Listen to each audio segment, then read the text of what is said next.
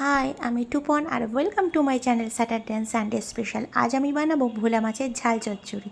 আর এগুলো বানাতে যা যা লাগে আপনাদের সব একে একে দেখিয়ে দেবো।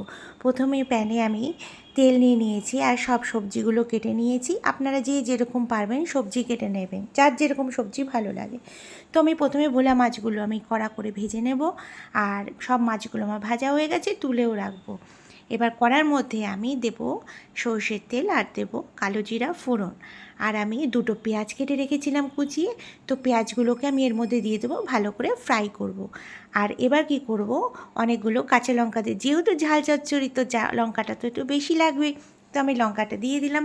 আর দিয়ে দিলাম এখানে বেগুন আছে, ডাঁটা আছে, মূলো আছে, কুমড়ো আছে, আলু আছে, ঝিঙে আছে।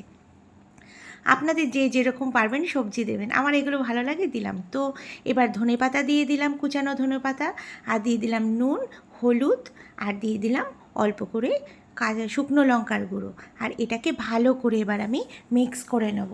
এটা খেতে হয় দুর্দান্ত, আপনারা একবার খেয়ে দেখবেন। তো আমি এটা ঢেকে রেখেছিলাম, 5 মিনিট পর আবার ফিরে আসলাম, ভালো করে এবার এটাকে নাড়িয়ে নেব। তো ভালো করে আমার কিন্তু কষানো জিনিসটা হয়ে গেছে। এবার কি করব, সবজিটা একটু সেদ্ধ হবার জন্য দেবো আমি সামান্য গরম জল।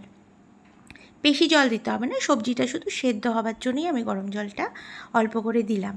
এবার ভালো করে আমি একটু নাড়িয়ে চাড়িয়ে নিলাম। আর কি করব, এবার আমি দেখুন সবজিটা আমার ফুটে গেছে। এবার যে ভেজে রেখেছিলাম মাছগুলো, সেগুলো আমি একে একে দিয়ে দিলাম। ভোলা মাছ কিন্তু একটু কড়া করে ভাজবেন, কারণ কি বলুন তো, ভোলা মাছটা খুব নরম হয়, তার ঝোলে দেওয়ার পরে ভেঙে যেতে পারে। তাই কড়া করে ভাজলে এটা কোনো ভাঙার কোনো সম্ভাবনা থাকবে না। তো আমি আবার ঢেকে দিলাম, আর 10 মিনিট পরে ফিরে আসলাম। দেখুন জিনিসটা ঠিক আমার এরকম হয়েছে। যদি আপনারা এরকম ঝোল খেতে চান, আপনারা এই পর্যায়ে রাখতে পারেন। আর যদি আরেকটু কম করে, আমি একটু কমিয়ে নিয়েছি, দেখুন আমার জিনিসটা ঠিক এরকম হয়েছে। আমার রান্নাটা কিন্তু পুরোপুরি ডান, আমি এবার সার্ভ করে নিয়ে আসবো। আর আমার রান্নাগুলো যদি ভালো লাগে, প্লিজ একটু লাইক শেয়ার কমেন্ট করবেন। আর আরও ভালো লাগলে একটু সাবস্ক্রাইব করবেন প্লিজ। আমি আরও ভালো ভালো রান্না আপনাদের সামনে আনবো।